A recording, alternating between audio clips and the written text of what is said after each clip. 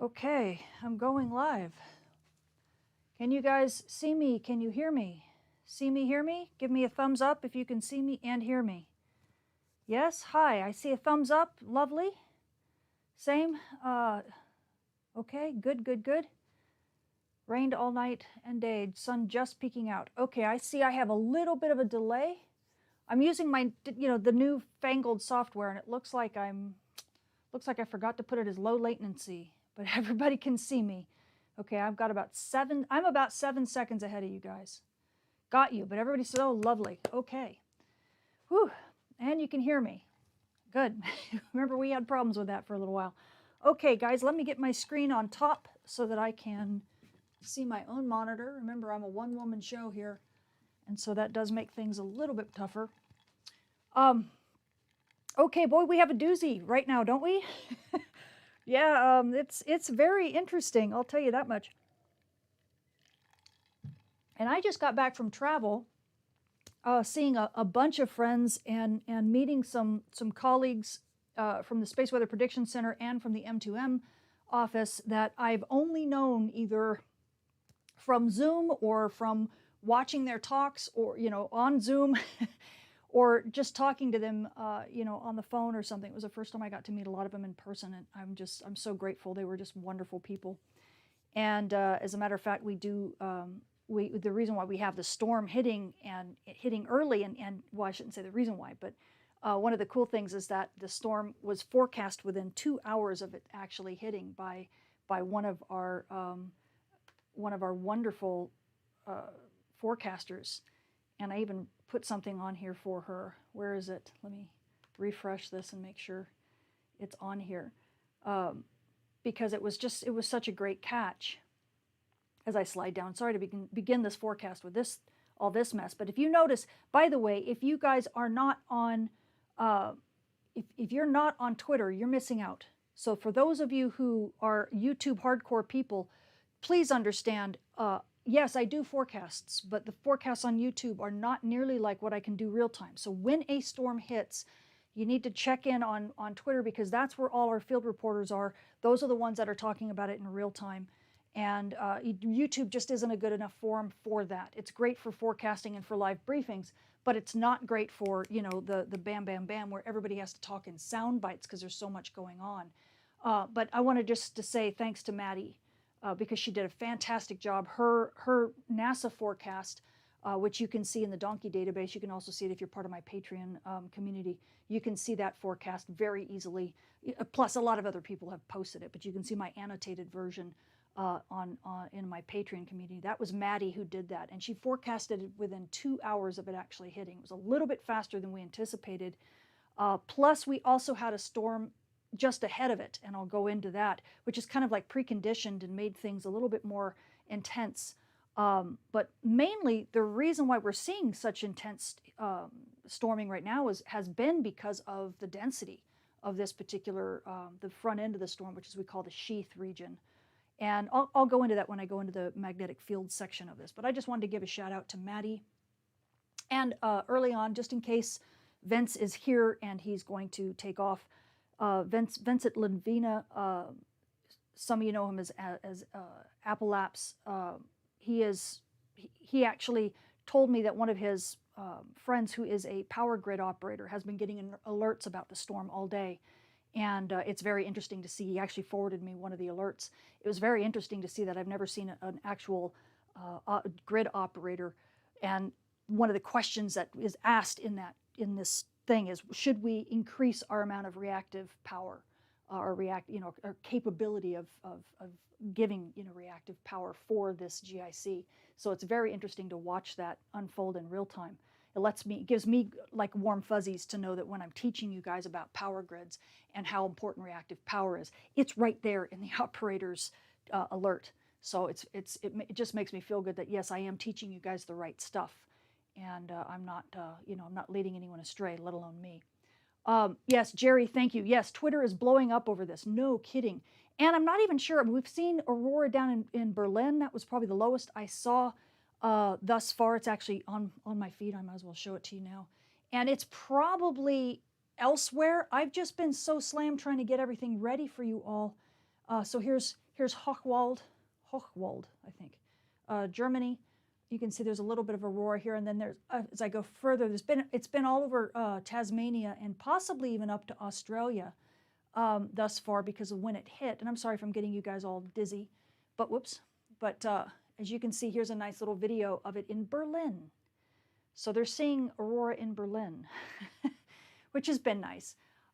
Things are going to calm down for a bit. We're not quite sure when it'll pick up again. It probably will pick up, and I'll talk about why. But you know, right now, thank goodness we're getting a little bit of a breather. And I wanted to shout out to say thank you, Jerry, and thank you, Mike. I think I saw both of you in the chat. They are moderators. Be very nice to them because they will make sure that your questions get seen by me if you ask them nicely and a lot, and you're nice to them. Because anytime I see their names, I automatically jump and answer. Okay, so before we get into all the nitty gritty, let's just go back to the beginning for just a second. And yes, I do have my 5-day outlooks and all that stuff, and I'll give them to you. But let's start with the original event. There it was, boom, okay? That was back on the 20th. And the interesting thing about this event, and I'll let it reset, don't worry. The interesting thing about this event is that it actually was associated with a reasonably high radio burst. It wasn't up into the gigahertz range like I originally thought, but it was up to about 100 megahertz. So this was up into the VHF range, and we'll talk a little bit about what that did. But when you see strong radio bursts, and I'm not talking type 2, type 3, I'm talking about the strong like microwave or almost microwave burst that happens right at the beginning of the flare. In this case, we have a flare-associated filament eruption. That tells you it's reasonably, energetic, more energetic than maybe it looks here. So if anything, it kind of made me wonder, all right, should I, typically these things arrive fashionably late. This time I didn't say, oh, it's going to arrive fashionably late. I said, well, I think it's going to be the NASA and NOAA models. One showed like very late on the 23rd, and the other one showed about midday on the 24th. And I was like, and I said, well, I'm not going to think it's going to be super late, but I didn't think it was going to be that much earlier. And it was nice to know that, yes, sometimes we can look at the fact that there's these energetics going on in the radio bursts, the intense radio bursts down when these eruptions occur, and use them to kind of help us understand the energetics of the flare, and that possibly the coronal, the big solar storm that's being launched is actually faster than otherwise anticipated. But it did affect the HF bands in 2 stages, actually, and we'll go over that. Meanwhile, just be aware, we also are going to have this followed with some fast wind from this coronal hole. So you'll see that in the 5-day outlooks. Plus, we've got another coronal hole with some more fast wind coming after that. So expect solar storm, fast wind, pause, fast wind. Okay, so this is going to be a period of some extended storming, just so you know. Now, also, if you notice a little bit of fuzziness and stuff going on right here, right around there, the 19th or so, before the big monster came. Okay, that was actually, I believe, that was the smaller solar storm that led this big one. So when this thing resets, I'll show it to you again. So we had a little bit of stuff going on, and right about in there, is that it? I think that was it. Then we had a launch, and then this big fast one launched. So we had a small mini storm launch from the same region, it looks, and it was just kind of humming along. And then of course this big one came and slammed into the back of it. And so we actually started our storming even before this big one hit with something that actually had a lot of southward field. And that actually has preconditioned things. It actually bumped us up to a G1 storm level. And then the big one hit and it bumped us up even higher. And we'll talk more about that. But I wanted to just let you know that, yes, we've had 2 actual storms. One was small, and then we had the larger one let go right on the, right there, boom, right on the 21st. Okay, now, what I can do, let me see. Let me go ahead and show you, I'm trying to do this in stages here. I've got certain things are on the web, certain things are movies. So I am going to have a lot of fun kind of just rocking back and forth between all this stuff. Okay, I have a nice little animation here. Pull this down. So, and this, I probably have to make it loop. I always have to make it loop. Yeah. All right, let's go again. All right, so what you're looking at, you're looking at chronograph images from SOHO LASCO. This is the view from Earth. The intensity images are on this side, and then of course the difference image. The difference image is obtained by just subtracting successive images. And the reason why we do that is that sometimes these structures, as you can see the wispy stuff coming out, they're not intense enough for us to see here. When we do a difference image, it allows us to see the front of this structure much more. So when you see this thing coming out as it repeats over and over again, this is a full halo, right? It's kind of looks like it might be oriented kind of this in a loop kind of hanging out this way. It's very interesting. It's got a little bit of an asymmetric expansion, signature. But it's definitely a full halo. This is why we are seeing this thing, and it's actually moving quite quickly, and a very easy signature to make. And it's part of the reason why, if you notice, when you start getting these stronger eruptions, it sure makes it a lot easier to get accurate forecasts. It's the wispy stuff that's super, super hard, right? So stealth CMEs or CMEs that are very, very slow, those are the harder ones. These are the easier ones. And yes, we do, space weather forecasting isn't that bad when we get really strong eruptions. But that was the structure that came out. No, it's not a Carrington class event, okay? Relax, it's not, right? Now we did get a radiation storm that started shortly after, but we'll talk about it. But guys, understand this, all this is with this solar cycle, and you're like, oh my gosh, there's been a G4 and a G3 and another G4, oh my gosh, I'm going crazy. This is called solar maximum, okay? No, the sky isn't falling. No, it's not crazy. It's just that you've never seen, this cycle is average, okay? This is an average solar cycle. We've just been lulled into a sense of complacency over the last 22 cycles, maybe 3 cycles. We've been lulled into a sense of complacency because those cycles have been very quiet. But those were the ones that were anomalous. This is normal, okay? So I don't want to hear anybody talking with their hair on fire, screaming Carrington class event, the sky is going to fall, this is a kill shot. Stop it, stop it. This is fine. We have done this historically. We know what to do, right? And it's just becoming more important because of things like low Earth orbit. Shoot, I forgot to record that WHAM IPE data. Bummer. We'll go to that in a minute. But I wanted to catch the impact of that and see just what the neutral density and what the ionosphere did. Sorry, just me thinking. Yes, I do get excited by these storms, but it's not excited like the world's going to end. I know it's not. Okay, and this one right now, what's nice is that we did have this super strong impact, but it's settled down a little bit, and so the grid operators right now are getting a big breather. Okay. So as a matter of fact, let me go to this right now and we can talk about it. So this right here, if I make it big, so this is the X-ray flux, right? You bet you can tell where the big monster was, that hit, right? This was the big solar flare. It really wasn't that large. It was just like an M16, but it was a gradual flare, which means it's long, which means it launched a solar storm, okay? So on the big flare scale, it wasn't really that big a deal, but it did have a lot of energetic radio burst. It just had an energetic radio burst that came with it that kind of made it deceptively, boring, right? You'd think that it wasn't that big deal from this X-ray flux data, but it actually was. So it was only an R1 level radio blackout, but it did, and I'll talk about the radio flux that happened here in a sec. Let me get through the rest of this. We also got from it a nice little radiation storm. So the flare started around here, and as you can see, we've not really crossed up to the S1 level. We are just at elevated levels that you can see. We have now crossed up to the S1 level. This is the energetic storm particles. That's just because the shock passed, okay? The peak of those particles where we cross over that S1 level doesn't last very long. It's just as that big shock from the beginning of that solar storm. Once that solar storm shock passes us, then the particles begin to ramp down. As you can see, they're ramping down quite quickly. We probably won't be at nominal levels until maybe, I'd say, the end of the 24th, possibly into the 25th.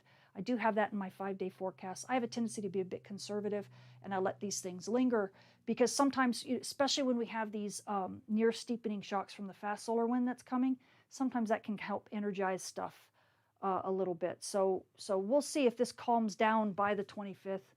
It may or may not. but it's below the S1 level, so really just elevated, not really that big a deal. You know, all things considered, amateur radio operators, you'll probably notice noise on the bands if you're up at the high latitudes, both in the north and the south. Outside of that, is it going to affect HF comms for polar flights? Maybe a little. I don't think it's, you know, maybe if we get another big solar flare, they might want to be a little bit more careful just because it's compounding issues. But if you're a pilot, just be aware that it's there, right? But it's low energy stuff, so it's not that big a deal. But it's going to be with us for a day or so. Okay, KP. KP is always fun. Ugh, boy, that's an ugly plot. KP is always fun because it just doesn't tell you much. So here's where the solar storm hit, the small solar storm, when we got KP of 5. The big solar storm hit somewhere in here, but this thing was already, you know, in the middle of averaging, so you didn't really see much. Then, of course, it jumps up to a G4 level. If we actually go to HP 30, and I think I actually have that up. Yeah. If we actually go to HP 30, which is very similar to KP, except it averages much, much faster. In this case, six of these little bars equal 1 KP, I believe, right? Yes, because you have every 30 minutes you get something. Tick, tick, tick. So you can see where the small storm hit, and then I forget when the big one hit. It didn't hit here, did it? I think it hit somewhere in here, and then of course it begins to ramp up. If you notice, we did peak here at one point with this big storm thus far, higher than a G4. Okay, this is the highest we've seen in this cycle, I believe. It's equaled what we've had in the past during this cycle. So these are big storms, guys. Notice that it ramped down pretty quickly. Okay, if this were slammed to KP of 5, I mean a KP of 9, which is a G5 level storm, if we were slammed like this for 36 hours, then I'd worry. Okay, I'm not worried, and I don't think the grid guys are worried either. Okay, things are calming down.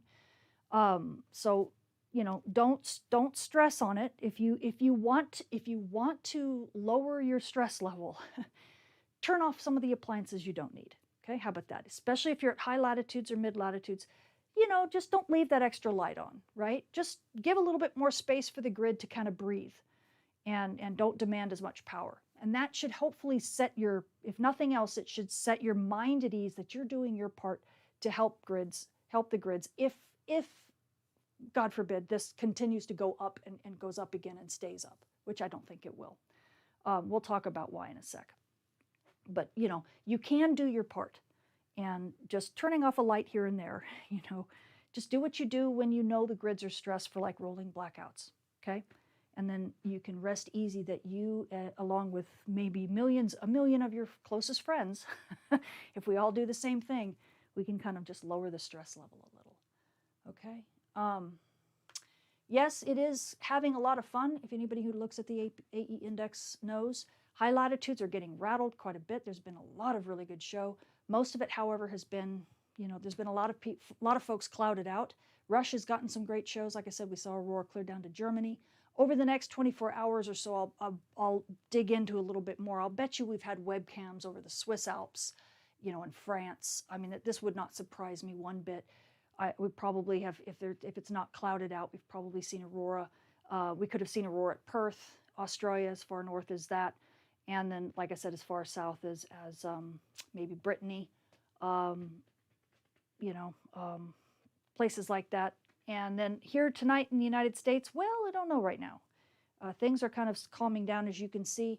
Right now, we're back down to lower levels. We're just back down to substorms. So at the moment, we're not getting much driving of the aurora. Things are probably settling down, so you're seeing a little bit more, but it may look kind of diffuse and misty. That's because some of the aurora is actually coming from energetic particles being slammed in from our radiation belts into Earth right now. So it makes the aurora look slightly different than when it's driven by a big solar storm. Okay, where do I want to go? Let me go to this. Okay, so what is going on? So for those of you who know satellite data, this will be easy. For those of you who don't, this will be a little bit tougher, but I'll try to walk you through it. Sadly, I don't have, well, let's see if I can make this just a smidge bigger. Sadly, it's going to be difficult for you to read the numbers, so I'll do my best to zoom in as much as possible. As a matter of fact, I can probably just make that bigger that way. Does that make it a little bit better, guys? I don't know. I don't know if it's hard to read or not. Probably terribly hard. Okay, so this is all magnetic field, and yes, it's a mess. I'll clean it up in a sec. Don't worry about this. This is just another way of looking at magnetic field. It just tells you an angle. Density is something we're going to look at. Speed, something we're going to look at. And temperature, meh. Yeah, I'll talk about it a little bit because of what's going on. So I believe this is current, hopefully, within the last maybe 10 minutes or so. I hope. Maybe I should refresh this. Oh gosh, if I reload it, is it going to resize it? No, good. Let me put, okay, so we know it's refreshed, so now this is new. Whoops, it is resizing it, you poopy thing. Is poopy a technical term?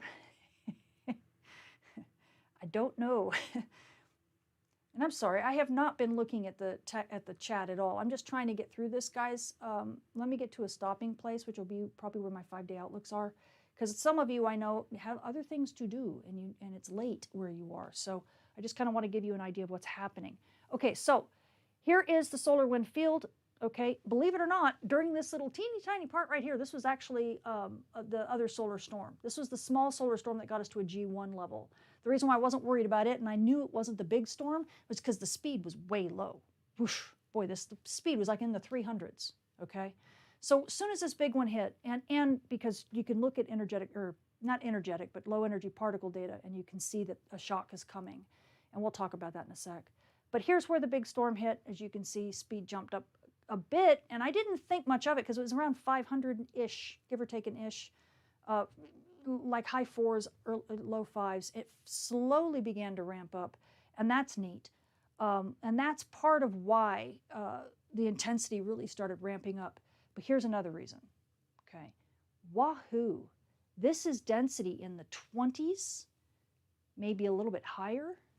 Let's see, don't I have a thing? Yeah, look at this, 25, 17, 24, 29, 30 at some places. Very, very dense structure right in here. And all of that was happening when our field was sitting at like minus 20 nanotesla. So really, really low field, okay? So that, put those together, even if the solar wind isn't all that fast, when you have a really dense structure and you have really intense field, southward going field, you're going to ramp up your K index really, really fast. And that's what we were dealing with. And let me get rid of BX for a minute. It also helps, of course, to have a nice, see the blue? So the red field is that's the Z component, pardon me. And if it's anything that points below this line, I'm sorry I didn't explain this to you all. If it's below this line, that means it's negative. So if you look back here, you may not be able to read this, but this says 0, so that's the whole line going across. Anything above that line is positive. Anything below that line is negative. We need the field to be negative, what's also called south. This is north, this is south. So when you have field that is southward, anything more than like 5 nanotesla, which is a tiny, teeny, tiny bit here, we're here at minus 20 nanotesla, okay? So 4 times that. So yeah, that turns on the aurora works really fast. But what everybody's screaming at right now is the fact that we've jumped north. Okay, see how it flipped, went past that 0 line, now it's kind of wiggling around in here. Guess what, guys? It looks like we're still in sheath. And I had hoped, and as a matter of fact, I'll go to ACE data in just a sec to make sure that this isn't a anomalous data from Discover. It doesn't look like it.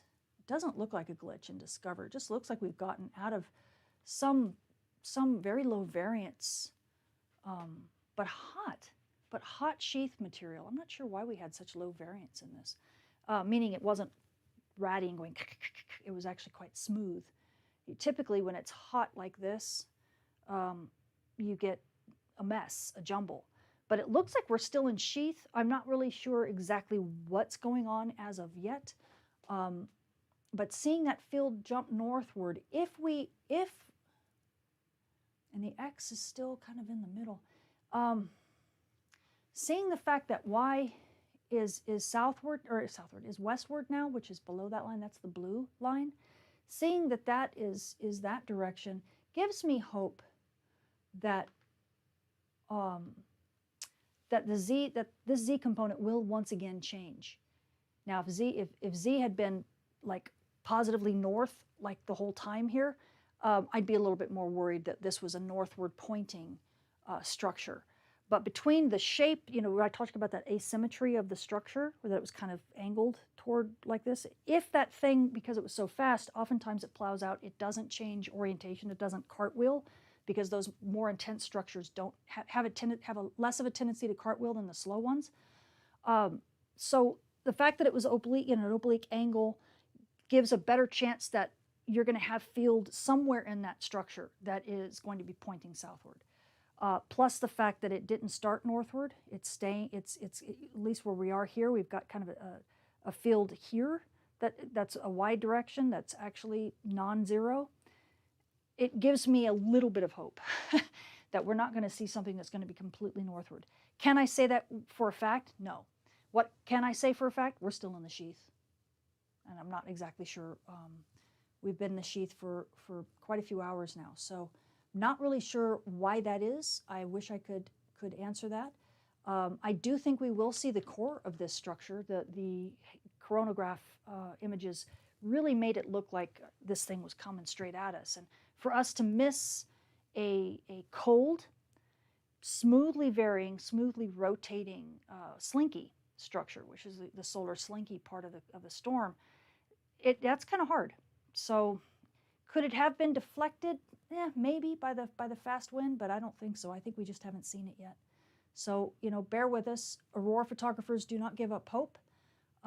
There is still a good chance that you're going to see some aurora.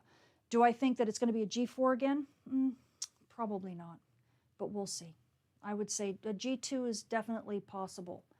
Okay, let me minimize this for a sec. Pull this down.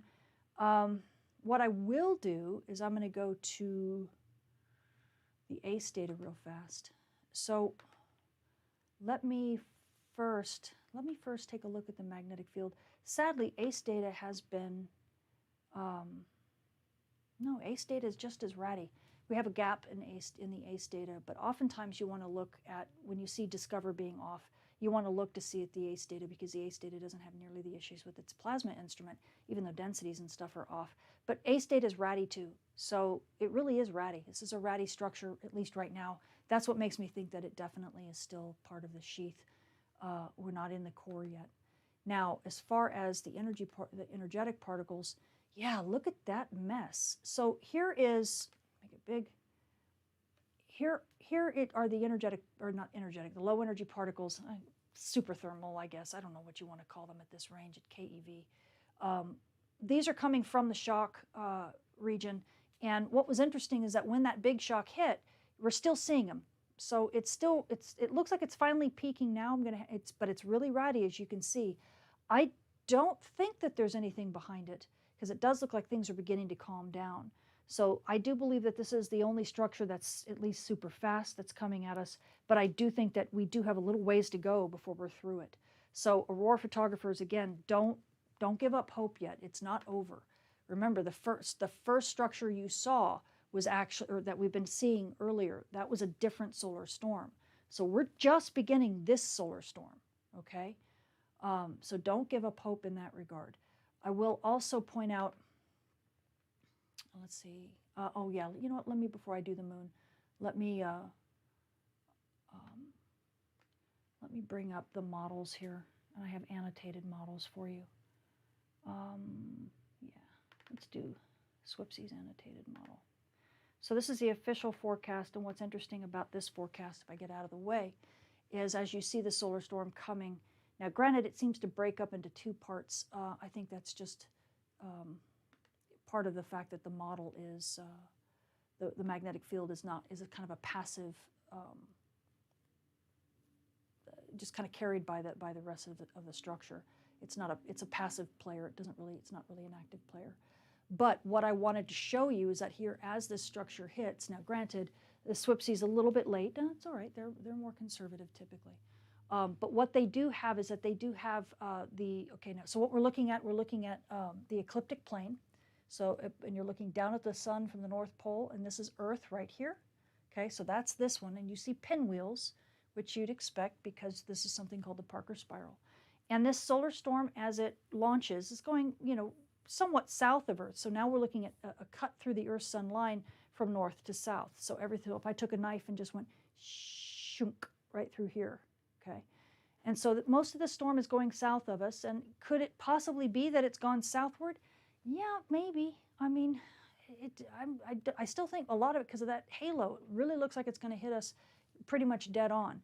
But they do have a large part of the structure, at least the densest part of the structure, moving southward. So we have to kind of pay attention to that. But nonetheless, what I wanted to show you is that if you notice, this has been disrupted here, but this is actually one of those pinwheels. And this is that fast solar wind. You can see it here in the velocity, because this is density, this is velocity. So you can see the speed, which I'm standing in front of. You can see that it's actually like an orange, about 550 to 600 kilometers a second. That's this pinwheel here, okay? That is going to be hitting us right around, speed, right around the 26th or so, 25th, 26th. So just because we're getting this big solar storm hitting now, okay, you see it here in the density, that's this big density plug, doesn't mean we're not going to get some fast solar wind later, okay? So this is why I say aurora photographers, relax, there's more coming, I promise. And then we might even get a little respite after about the 27th and then get popped again because we'll get popped again because we have yet another coronal hole with some fast wind coming again. So, just keep your batteries charged, everything's cool. And you will definitely get some decent storming, even if, the G4 really wasn't, something that we'll see as the storm progresses. We might only see a G1 or G2, but, it's still something, okay? Trying to think, what else do I want to show here? I will,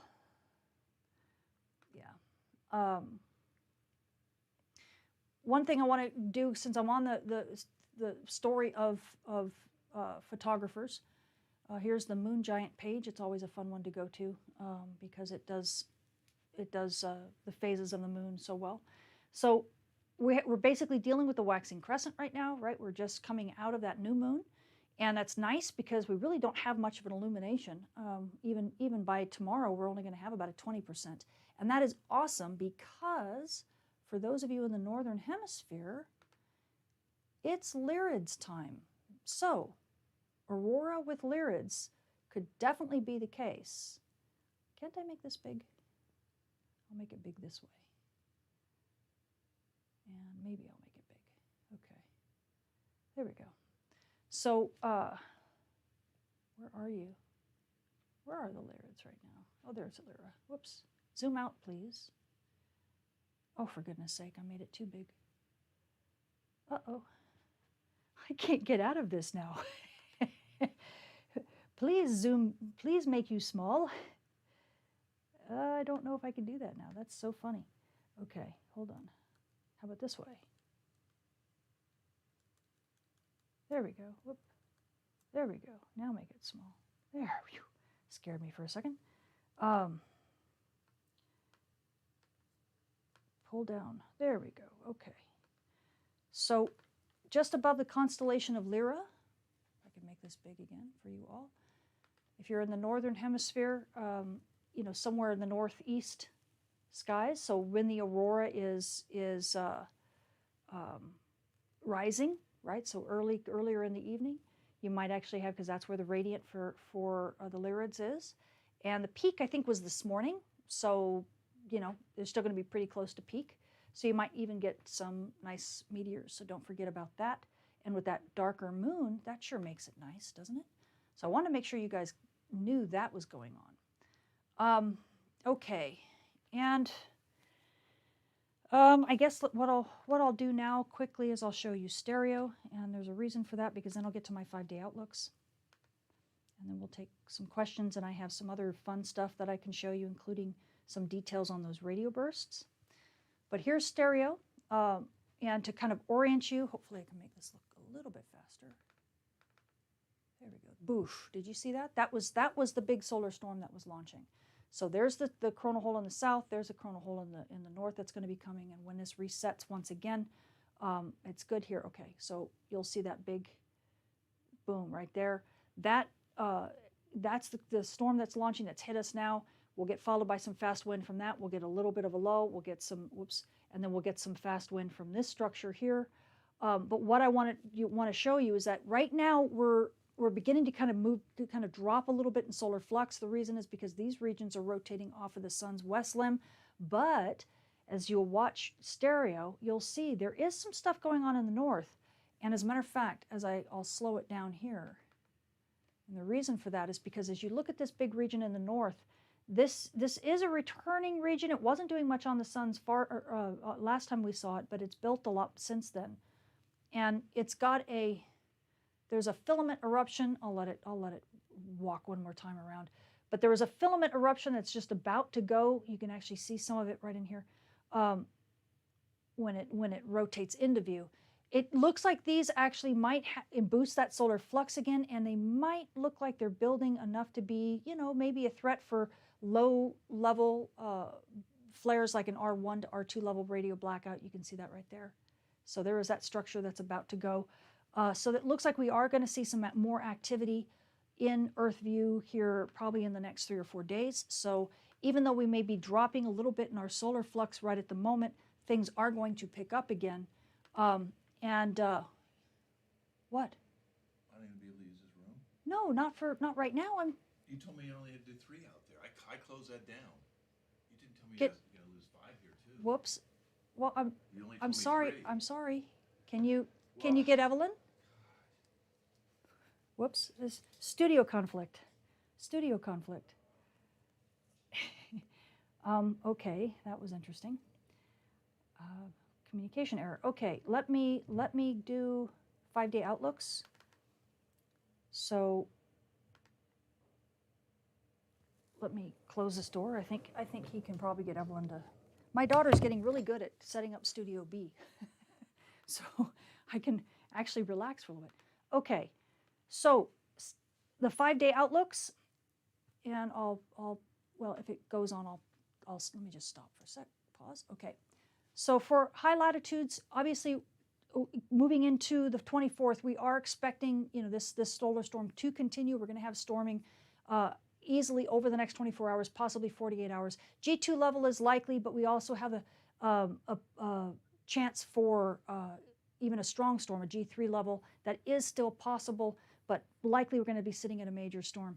And then in Tuesday, we're probably going to be minor storm. I am saying minor storm. If you look at the Space Weather Prediction Center, they are saying active conditions, I believe, which I'm kind of surprised that they drop it that fast. I think by the 25th, we'll still, at high latitudes at least, still have a minor storm. I see an error here. This should be a G1 level, my fault. But nonetheless, KP of 5, I believe that is totally possible at high latitudes. So you guys will likely still be getting aurora.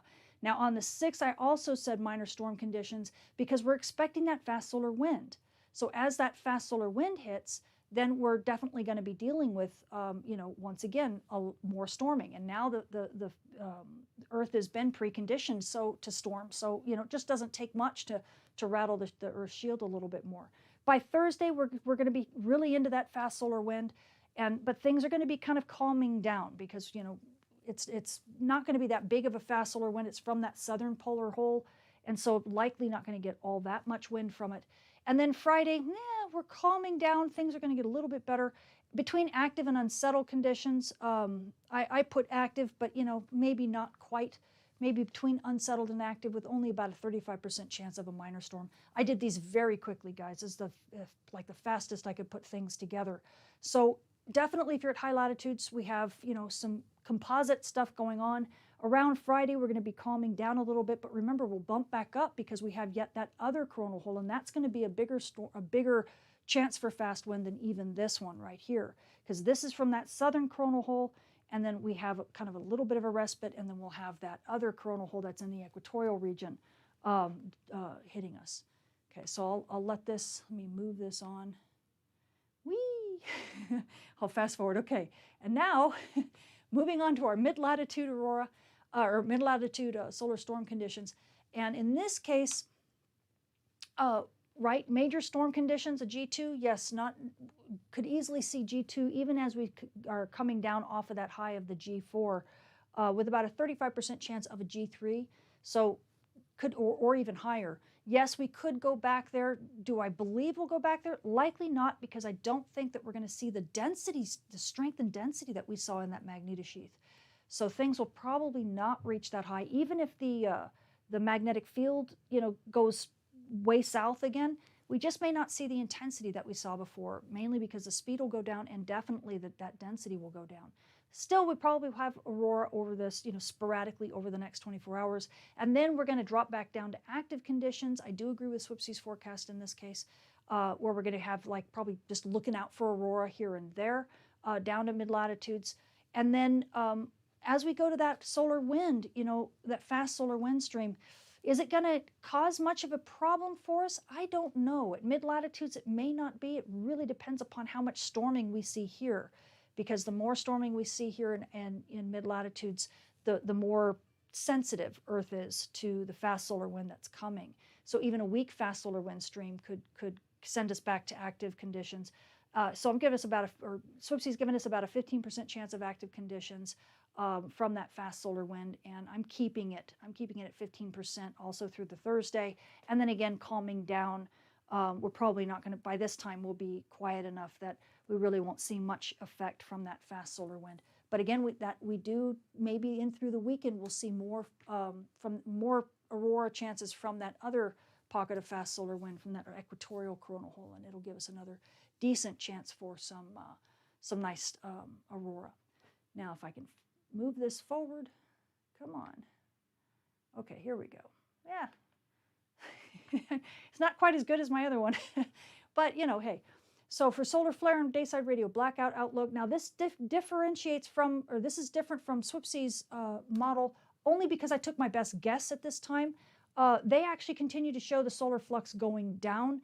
I don't think they're taking into account the fact that we're going to start seeing those other regions from the far side rotate into Earth view. We do expect minor noise on the bands. We're sitting right now at about a 25% chance of M-class flares, and even Swipsy believes that. That's kind of where I expected we would be. They have it calming down over the next few days. Okay, I agree with that. It could definitely calm over the next couple days, but then it could pick back up, especially if these regions on the sun's far side are flare active, and they look like they might be. It won't be too much more. Maybe we'll hit to the moderate noise level range. Looking at the movies of the far side from HMI and JSOC, it doesn't look like it's that intense, these new regions that are going to be rotating into view. So maybe we can jump up to about a 5% chance for an X-class flare. That's probably overly optimistic. Meanwhile, just expect the minor noise will continue on the day side of Earth, and we really just don't have a big chance at all for an R3 level radio blackout. So things should be pretty calm when it comes to that. And then if I move, boy, just everybody wants a hold of me today. So then if I fast forward to the next bit here, boy, I have this really lasting long, don't I? Okay, so now moving on to the radiation storm and polar aviation outlook over the coming week. We do have an elevated particle radiation right now. This is because of that radiation storm that was launched along with the solar storm that we're dealing with right now. Because the shock wave from that solar storm has passed us, the radiation storm is now going to start dying down.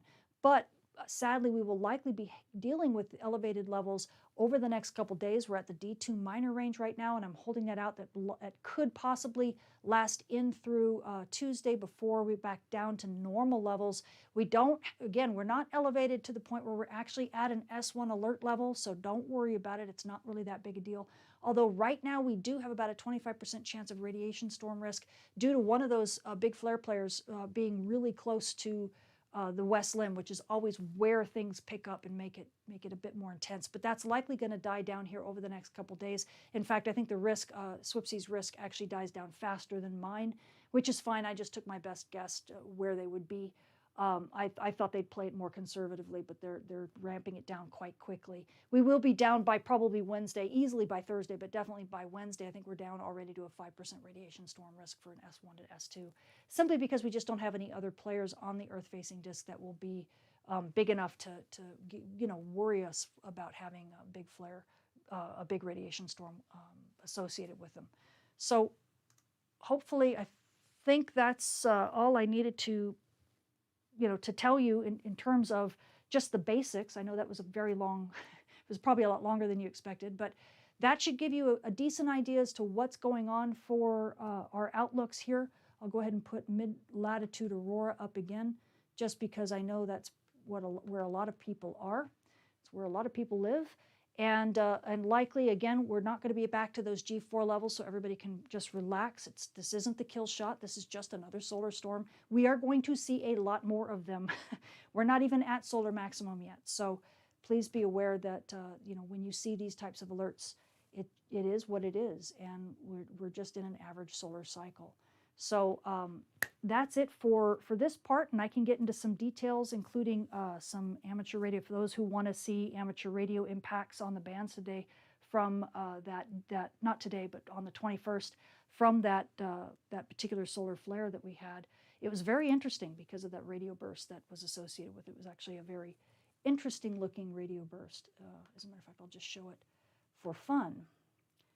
I'll leave that as my, let's see if I can find it. Yeah, there it is. It's a very nice radio burst that we see up to, actually went up to about 100 megahertz. You can see it very, very strongly here at Arecibo, and it just lasted just a few minutes for the super strong stuff, and then we had a little bit more.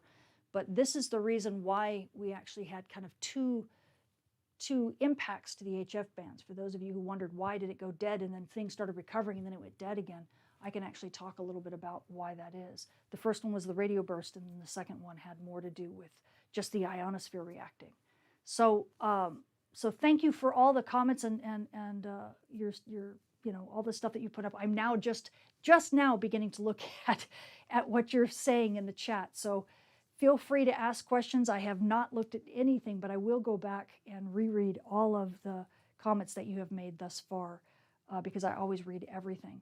And before you start asking, I will just check to see if anybody's put anything in the Patreon, as far as questions are concerned. Let's see. Tim Michael says, hi from Tucson. Thank you, Tim. That was kind of you. And then let me look at the other post, because wahoo, you hear my mouse squeaking. Hold on. Let's see. Okay, good. People found it. Yeah, Spock's daughter. Hopefully you ended up logging on, because the link was coming. It was just late. Anything to CERN turning up when expecting a CME, intentionally taking advantage of a CME for purposes of tests? No, I don't see any. They're too hard. They're too sporadic and unpredictable. Thank you, Mike. I appreciate you putting the link in the comments for everybody. Yes. Okay, good. Thanks, guys. I appreciate you keeping understanding that I'm not always on time with stuff, especially when I'm trying desperately to get everything running. So questions. Let's see. On the chase, Lisa, yeah, is it fabulous that so Lisa Pattenden, for those who do not know, she's in Scotland. It's very late there, and hopefully she says it's fabulous. So I'm glad that you're still seeing aurora. That's just wonderful. As far as again, everyone who wants to see, and I'll do this right now, everyone who wants to see the aurora, just know that looking at the KP index is not always the right thing to do. In fact, right now we're just having some substorms. I'm looking at the AE index. Sorry, my mind went blank for a second. Looking at the AE index right now, and this is where it tells you where there are substorms. This is one good way to tell on the ground, especially if you're at high latitudes, if you're going to be seeing some activity. It looks like we're beginning to bump up just a little bit again. There are other ways of telling those. Some of you who are really savvy know to look at the GOES magnetometer data for things like dipolarizations, but that is way too advanced for most people, so I'm not going to talk about that. The AE index, anything over 500, gives you a good sense that there are particles that are being shot in the auroral zone and that aurora is brightening. So definitely take a look at the AE index if you can. You can Google Kyoto AE, Kyoto meaning Kyoto, and AE, and you will see this. And Just look down at the bottom for AE and look for anything above 500, okay? If you're at high latitudes, if you're at mid latitudes, you probably need something closer to like 1,000 for it to really be something that you might have a chance of seeing. So obviously we had some really good storming here, right? But right now, not so great. Unless you're at the high part of mid latitudes, you might have issues. Aurora in Tasmania is red. Yes, I believe that, and it might continue to be that way. The animals are going mental. Okay, can you read by it though? Aurora in the Balkans. What latitude? What latitude is that? I don't know. That's a good question. The stereo solar wind give us clues to the CME structure being so close. Yes, but it's not going to give us. It tells us something else. It's good for scientific investigation, but it's not necessarily going to give us more insight into it hitting Earth, because this won't hurt solar panels with it. No, don't worry about that. It's completely fine. The separation that we have with the stereo spacecraft and Earth, they're at the same radial distance from the sun, so it's not really going to give us any insight. It's good for multi-point investigations of these big structures, though, and there's lots of reasons why that's important. But that's beyond the scope of just doing a forecast, so I'm not going to do that. You're in the Midlands of the UK and you notice nothing. Well, right now, yeah, I wouldn't be surprised, because right now, you're back down to here. So don't look at KP. KP right now is telling you something that happened 3 hours ago.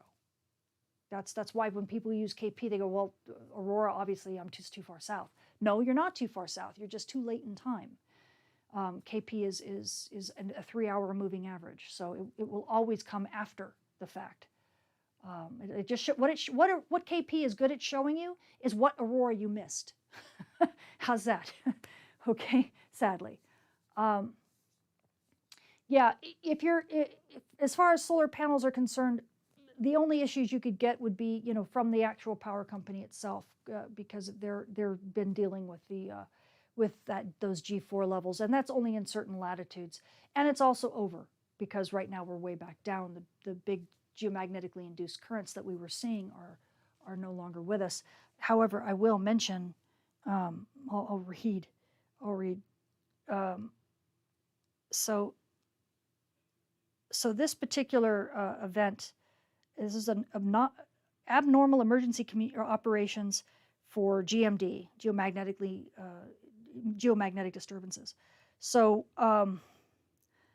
this was for a KP7 storm, and it says, when is it over? Until further notice.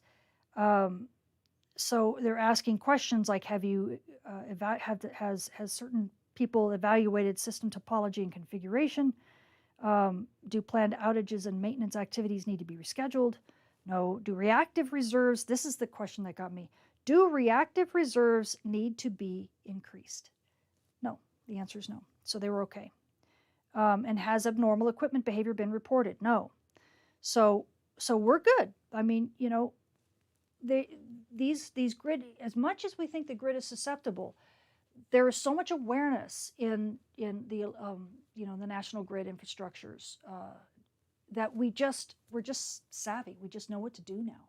And so if it ever gets to be a really big, long, sustained storm, then yes, we can play a role. But right now with these shorter storms, when you only have just a few hours of this level, they can ride these things out very well, even at the G4 level. So it's really not a showstopper. Even at the G5 level, it's really not a showstopper. It's just when they're just unrelenting and they just continue on and on and on, like we had back in 2003, like we could have again, obviously.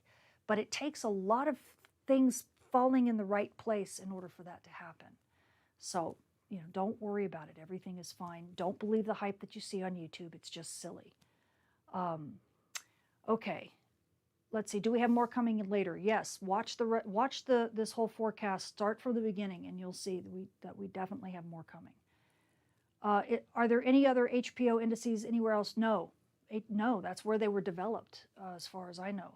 And Potsdam GFC is just they are, as far as ground-based magnetometers and indices, they are the place to go. I would not, even I go there all the time. So they're a very useful site, and they're very robust, and I'm very grateful that they exist because they are just an excellent resource, along, of course, with the Space Weather Prediction Center. Will I get a superpower if you stare at the aurora long enough? Yes, you will. Superpower you get will be enlightenment, right? Because you're being lit up from the outside in. And it does wonderful things for your health and psyche. So yes, you do get a superpower. Can we expect a micronova in the future? No. Please stop saying micronova. You guys watch too many astrophysicists talking about Betelgeuse and half of the other astronomical celestials, bodies out there that are very unlike our middle-aged, boring star.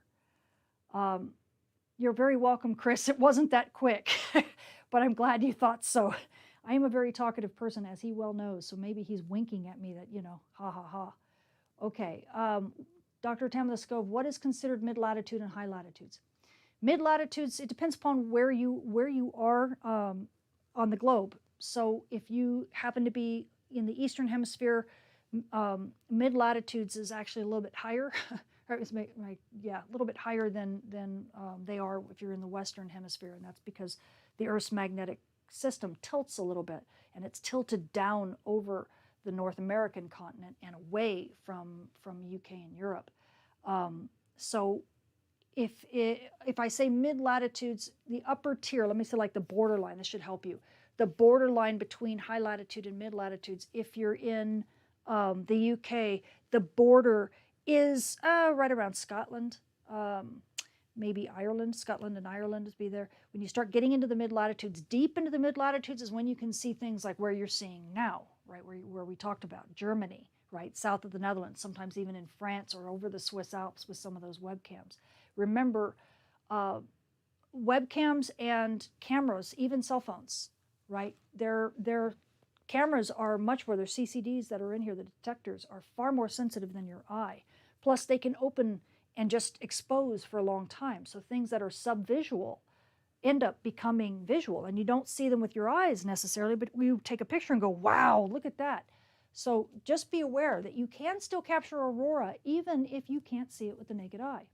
Also, these CCDs are going to give you views that are much more colorful than you'll ever see with your eyes, mainly because our eyes, again, we're not sensitive enough to pick up the colors. We see like we see in black, in the dark, right? All the colors get muted when you look in the dark. That's because we've got rods instead of cones working. And so everything seems much more muted and much more black and white. So we can pick up the light in grayscale faster than we can pick up the color. Okay, so just be aware of that aurora almost always will look, unless it's super intense, the aurora almost always will look much more pale than it does in the camera. It doesn't mean that it's pale, it just means our eyes aren't good enough to pick up the color.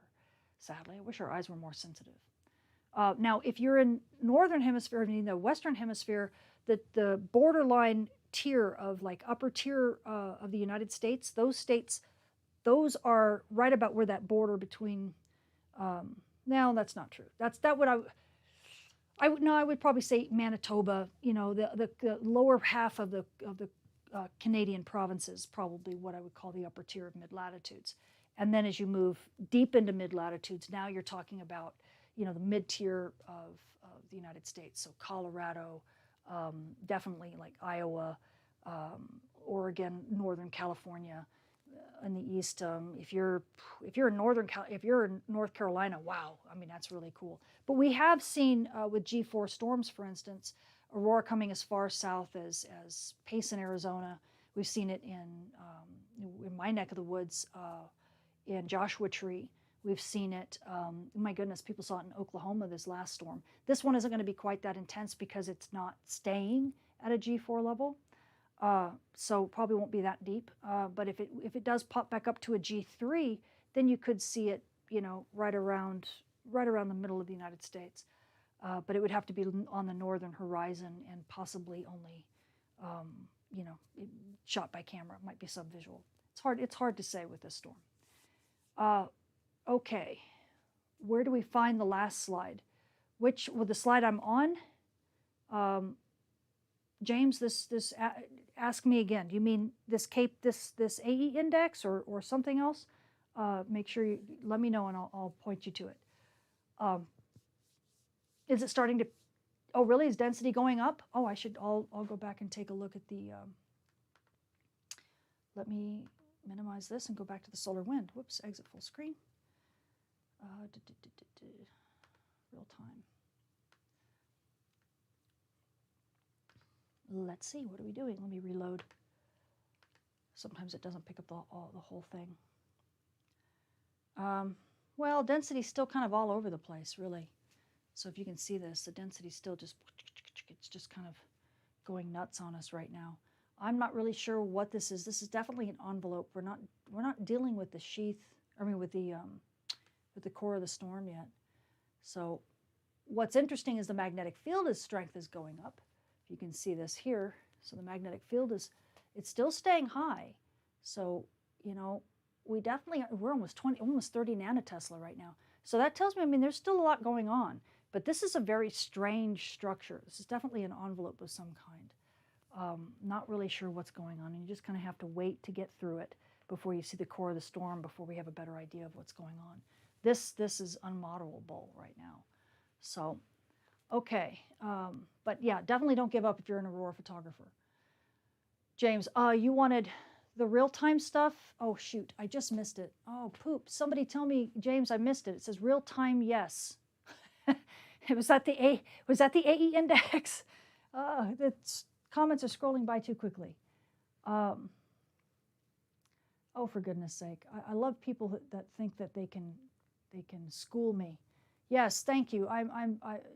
Something Sharma. Yeah, I've been schooled. Update yourself, Tamitha Scove. Oh my goodness. Yeah, I know. Right. I'm so silly. How dare me not be up into that YouTube crazy hype that everybody else likes to do because of the kill shots that are coming right and left. Yeah, you guys have talked about micronovas for so long, and yet we're still here. I wonder why that is. Goodness gracious. Okay. Can you expect any aurora down south in Australia? Yes. You know, you could, back when we had the G3 to G4. Right now, it's still possible, yes. But with this mess right now, I was hoping that we'd get into the core of the storm so I could get a better feel for it. But as long as it's just doing this, it's just rattling the Earth's shield, but it's not really going to be conducive to anything in Australia right now. So just sit back and hang tight. As a matter of fact, I'll go take a look and see what it's doing. Come on, get off. Yeah, don't believe this. This is silly. Aurora is probably having fun right now, but it's not being driven by anything.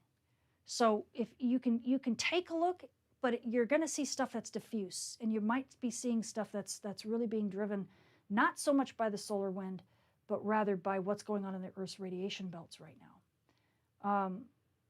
And thank you, Alexa Halford, for helping me understand that better. What am I going? Let me take a look at the magnetometer. Yeah, see, we had a lot of really fun stuff happening here. As you can see, all this wiggle. But these little bloop and this little bloop, these are little teeny tiny substorm. These are dipolarizations, but they're tiny.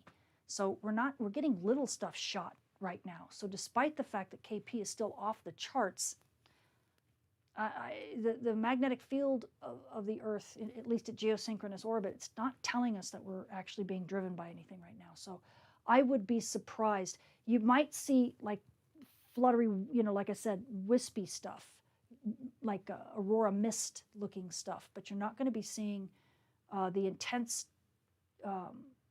stuff that you saw earlier in the storm. I'm just going to have to hold off for a minute. Let me see. I'm not even, that flux may even be gone. As a matter of fact, yeah, we've had a flush. Yeah, satellite operators are loving life right now because there's not too much going on. We're not even getting injections of stuff right now. So just going to have to hang out, guys, because this, I can't tell through hash. It's just stochastic turbulence right now. Will it be bad in Texas? No. I think things will be fine. In the sheath. Okay, so what is the sheath? And I wish I had, let me pull up, since you guys are asking. Oops. Bear with me. Images for coronal mass ejection.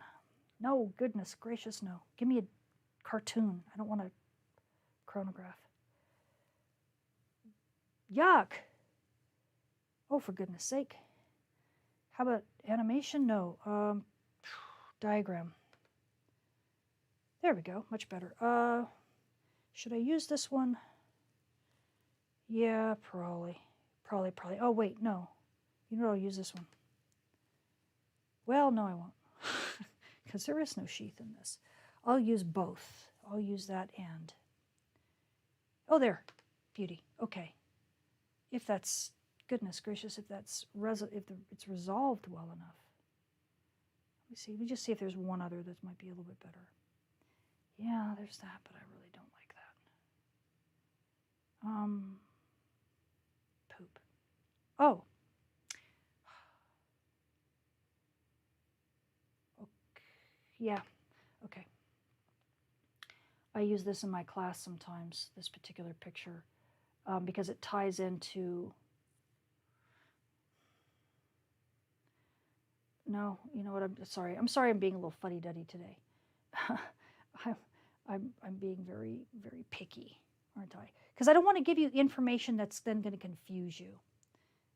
No, I'll go ahead. I lost that picture, the one I liked. So let me go ahead and use this. Oh shoot! No, that's not what I meant, guys. Come on, just let me open the picture. Open picture. There we go. Okay.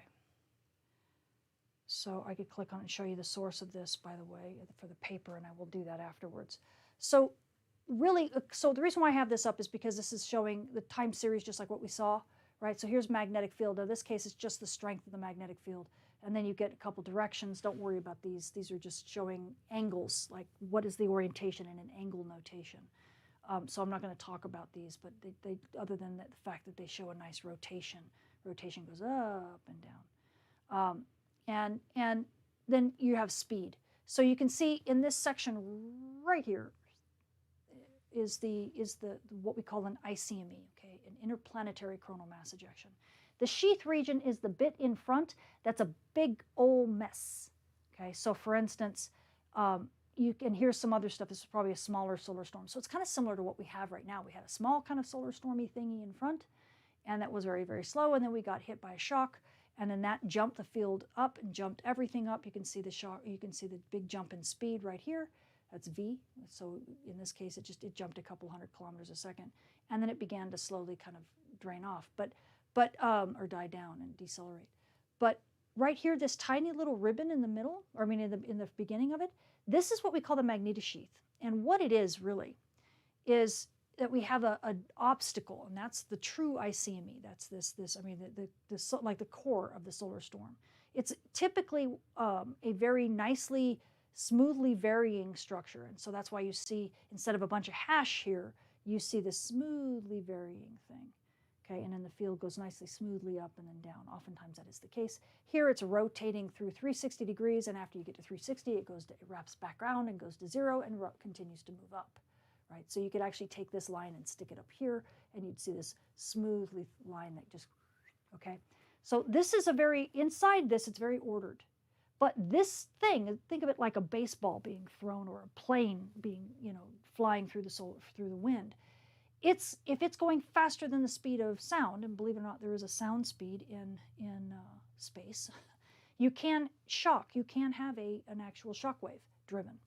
Well, that's what's happening here, is that you're actually getting a structure that it's moving so quickly that it actually has to form a shock wave in front of it to change the nature of the solar wind in front of it, because that solar wind can't get out of the way. And so you shock it and you change its parameters and so that it can actually kind of move around the obstacle, or be so that the obstacle in this case can plow through this slow solar wind ahead of it.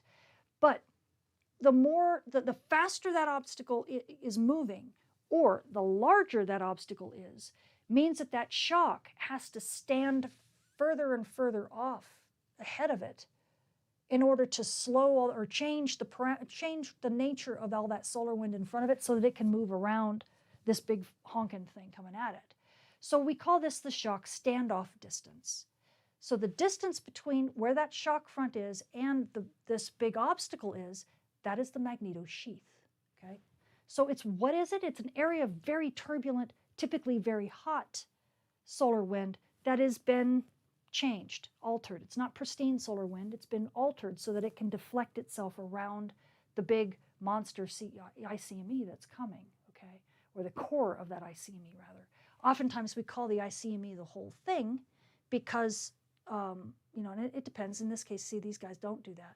But in this case, you know, I oftentimes do. I call this the core, and then this, the whole thing, the ICME. Because this envelope of junk also drives storms, just like we saw. And so if you were to look at it from a perspective of a picture, here's the core, this is the solar slinky, you're looking down at the sun from the North Pole. Here's the core of that solar slinky. Here's the shock sitting in front of it, okay? So if I had a slinky, which I do, hold on. I'll show you my slinky. So anybody who knows from my talks. So a coronal mass ejection can leave the sun and go woo, toward you, right? Well, if this is Earth here, right? So this thing launches from the sun, woo, right? And it's, so what you're seeing, if I can maybe hold it out the right way, get my hands out of the way. So can you kind of see that? I can get myself out of the picture. So that's what you're looking at, is this structure that is coming off of the sun, right? And this huge object is actually driving this shock in front of it. And the distance that it has to stand off, because this thing is plowing through the solar wind so fast, the distance that this thing stands off is the magnetosheath, okay? And it's very turbulent. As you can see, they're even drawing turbulent lines through here, and that's the magnetic field. Hopefully that explains that. I don't know if I did a good job explaining it, but hopefully I did. In case you wanted to see whose picture this is, it's Amelia's, my good colleague, Amelia Kilpua. That is her wonderful picture talking about coronal mass ejections and their sheath regions in interplanetary space. And I believe you can get access to that article. It's a free article, so I'll stand out of the way so you can see it. But I use Amelia's work all the time when I teach because it's really, really useful. Now, if I can go back, if I can find that other picture, I will show you the other diagram of it that I almost used and then decided not to. If I can find it again. Isn't it funny? I can't find it now. Huh. I wonder why. But let me reload, see if it'll show it to me.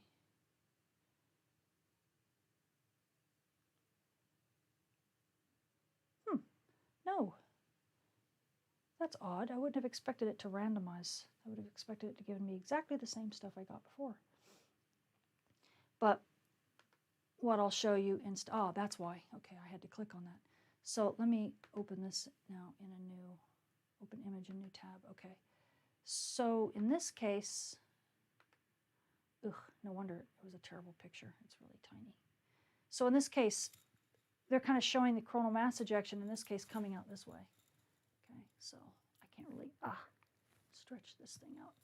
So if you can kind of see the slinky, here's half of the slinky, and then it comes around like that, right? So that's kind of my horrible. Now I got it caught. That's my horrible attempt at showing you that solar storm. I just can't spread the slinky out enough gravity. And then in front here, they're trying to show kind of, this is where the shock is. And then oftentimes you have a radiation storm, this SEP. And that is actually what's happening, is that the shock wave in front of this big coronal mass ejection drives the radiation storm. That's what an SEP is.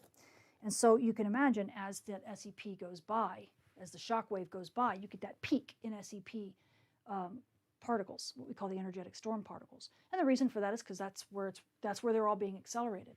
And so as it then goes by, then things begin to settle down because most of those particles are being shot out from the front of the shock, not behind it. Okay, so that's why we're going to start seeing that radiation storm begin to calm down now. Hopefully that makes sense. Did that answer that question, I hope? Okay. Oh, you're very welcome. Death by slinky. See how silly? So how can anyone be scared of a mega flare? It's just a slinky. Oh, and for those of you who are from Space Weather Live, yes, you can see I do use you guys, especially for archiving. The new regions that are going to be rotating into view, I think, are old region 3264 and possibly 36 or 66. They really didn't do much on Earth's day side, or a rotation ago, but it looks like they're getting a little bit bigger. So we'll see. We'll see. And then the region in the south I'm paying attention to is old region 3270. But again, I'm not sure how big of players they're going to be, but they'll probably be a little bit larger.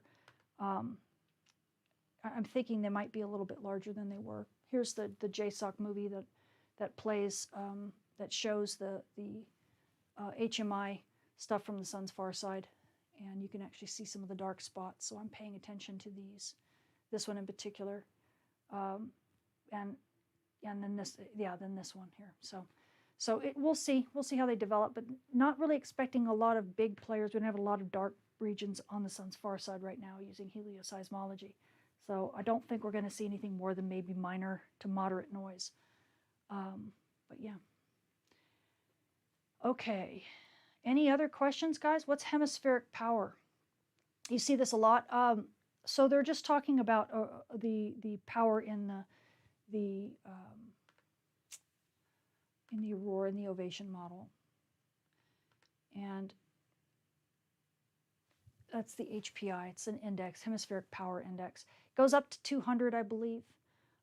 Anything above about 50, then you can start getting stuff at the high tier of mid latitudes. Typically, certain places you can get a little bit further, but if you really want really decent, like show-stopping aurora, wait till this is over 100. Right, but it's in they list it in gigawatts. I won't go into the details of how they calculate it, just because that's beyond the scope of really a forecast and probably stuff you don't really care about. But it really has to do with energy dissipation. So as you have particles that are penetrating, and you're driving currents, and those currents are being driven through the auroral zone, and how do I say this without invoking Joule dissipation? The currents being driven through the upper atmosphere, in a sense, heat it, and by doing so also dissipate energy. Okay, so it's basically this is the exhaust. For people who don't realize, the Earth's magnetic shield has an exhaust system, and this is it. The auroral zone is exhaust. So basically what you're looking at when you go, ooh, pretty, and you look in the sky, you're actually looking at the Earth's magnetic shield just letting off steam, so to speak, because of all the stuff that is the energy and the particles that are being brought in by that solar storm, because it's connected to the Earth's magnetic system right now, and it's got to shed all that energy. And one way it does it is through our upper atmosphere, typically causing friction and then inflating that atmosphere. And then the other way it does it is by shedding stuff down Earth's magnetic tail. The tail stretches out and then kind of drops stuff off. It shoots sometimes like a machine gun down the tail. Gets rid of excess plasma and field that way. So hopefully that answers that question. Any other questions, guys? Yeah, does the song Black Hole Sun by Tell a Story? Cute. Yeah. Yes, Space Weather Live is great. I agree, Spirit. It's definitely great. Okay. You're grateful that YouTube isn't sticking ads into our streams. I refuse to do that. When they ask me to monetize, I say no, because I want people to choose. If you guys want to support what I do, great, come to Patreon. And eventually you can be a subscriber of YouTube. I just haven't done it yet, because I'm so slammed. But I don't want to force it on you. I'm not trying to be a YouTuber. Hopefully, most people who know me know that.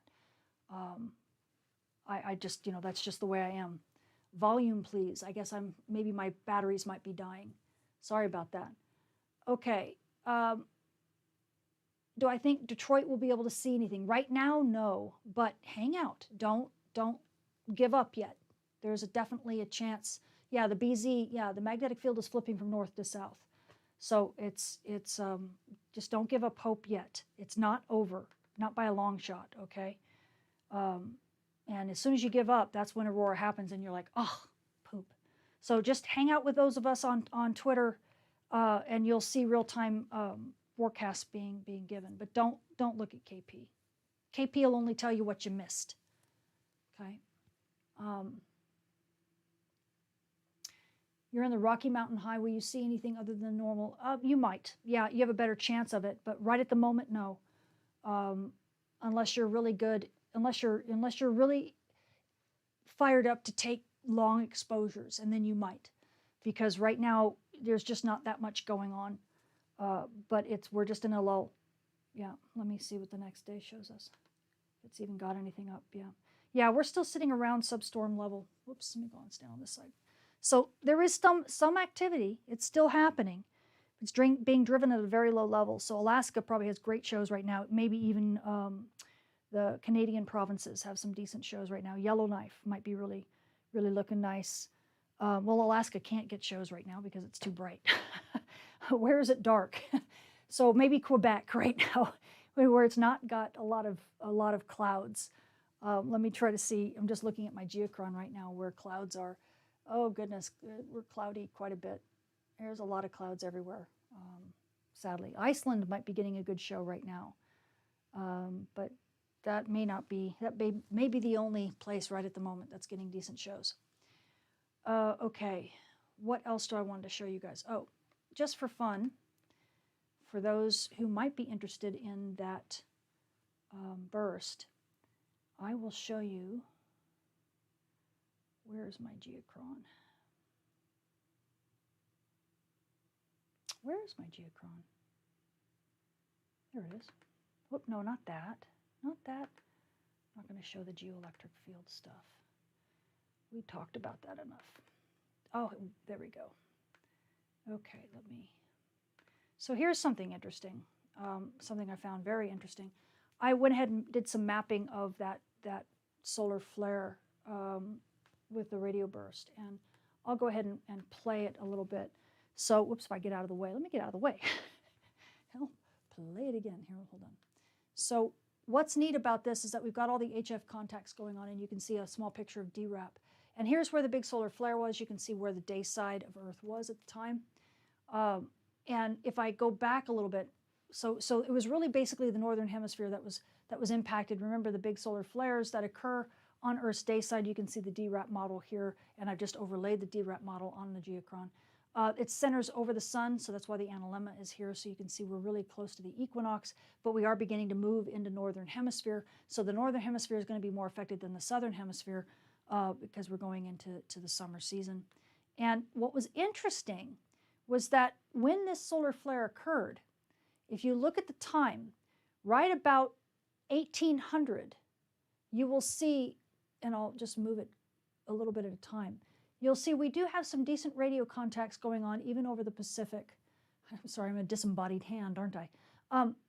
But then when the solar flare occurs, we kind of like lose a little bit right here. See this? Right about 1800. This was due to that big radio burst, okay, that we had that went up to about 100 megahertz. It lasted from about 1800 to about 1803. And you can see we definitely lost contacts here. You can also see during this period we lost contacts in the South American area.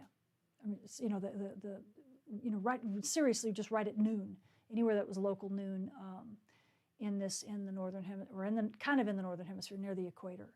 And then things kind of came back a little bit. Notice this? See how some of this stuff actually comes back? You start getting a little bit more propagation here, a little bit more propagation everywhere. But then there's a lot more propagation, right? Things come back. And then right about 1810, 1815, we start noticing more blackouts. So the blackout took a different step. By this time, radio blackout was not due so much to the radio burst, but now it's just due to the ionosphere, because now you're really lighting up the ionosphere. DRAP, the flare is really beginning to peak. So we started seeing the peak of the flare, and we had just a lot of a long-term HF band degradation until probably about 1820, 1830, I think. And then you'll start notice things are coming back now. So things begin to come back, and they begin to come back over the Pacific as well. So that was what was very, very interesting as I continue to run this forward. There we go. We start seeing it come back a little bit. But that was what was very interesting, was that this was actually a two-pronged radio burst, and you can actually see it on when you follow the radio propagation, even with this low, um, only an R1 level radio blackout. And the reason, again, was because we had such an intense radio burst that took up through VHF, up to about 100 megahertz before it died out. And yes, I did look at the higher bands. There's a little bit of something slightly above 100 megahertz, but not much. And this radio burst really wasn't, that was just more like type 2s type stuff. That's not just kind of wispy. But this really intense burst kind of gave us an idea of the energetics, but it also caused a decent blackout, like a blackout before the peak of the flare, because the X-ray peak of the flare didn't happen here. It happened a little bit later. So that was a very interesting thing about this particular solar flare, and that you do have to worry about both radio bursts and the ionosphere. And DRAP doesn't tell you both. It only tells you really what the ionosphere portion of the solar flare is doing. So we actually need another index, to be honest. We need like a B index for burst. You know, I'm hoping Space Weather Prediction Center will consider creating one. It'd be really nice. Okay, outside of that, guys, I think I've given you everything you should need to know on this particular storm. I wish I could tell you more about the core. All I can do is just kind of give you updates as they occur. That's because we're not in the core of it yet. And so I can't make any predictions, sadly, about how long it's going to last or about how intense it's going to be. But don't lose hope. Remember, we have two, not just one, but two fast wind streams that will be trailing this. Okay, so just expect that there's going to be more fun, and don't pack away your cameras just yet. Okay. Yes, in Southwest Washington, very good chance that you can get some aurora. So don't give up hope. Just stay vigilant. Okay. And also, if you are a pilot, check the ICAO observatory or advisories. They are out. And also, if you are a drone pilot, be very careful. Calibrate magnetometers often, because it will cause drift. These big geomagnetic storms do. And just be very, very vigilant on the day side with these radio bursts. And near dawn and dusk, because that's when you're more susceptible to losing lock with your GPS nav, and it can cause issues. It can cause your drone to seek out new stuff, and then it makes it kind of fly erratically. So just be aware. Okay. Aurora was seen in Kiev. Oh, very cool. Nice. Excellent. When is the peak for the sun's activity? That's hard. Could be. My personal guess is about mid-year 2024. The official guess is late 2024 to 2025, and then that's from the SWPC consensus. The Macintosh NCAR crew says early 2024. What do? I split the difference and say mid 2024. But we're getting close. We're definitely getting close. Okay, time to grow and remember who we are. Yes. All right, guys, we rise together. Yes. Anything else? Is this RAGDA Aurora? I'm not sure. RAGDA. What acronym is that? I'm not even sure what that is. It sounds familiar, but I don't know why. I'm not an auroral physicist, so if that is something that has to do specifically with that expertise, I'd need to know what the acronym meant in order for me to know. Unless you're saying radiation belt stuff, then yes. If it is due to like scattering into the lost cone, yes, that's likely the type of aurora we're seeing right now. Any chance of seeing it in Texas? Probably not. How about Columbia Gorge in Oregon? I wouldn't pack up your camera. It's possible. South of New Jersey, oh my God, and you've seen aurora under these kinds of conditions. I believe it. I absolutely believe it. Red arc with green diffuse.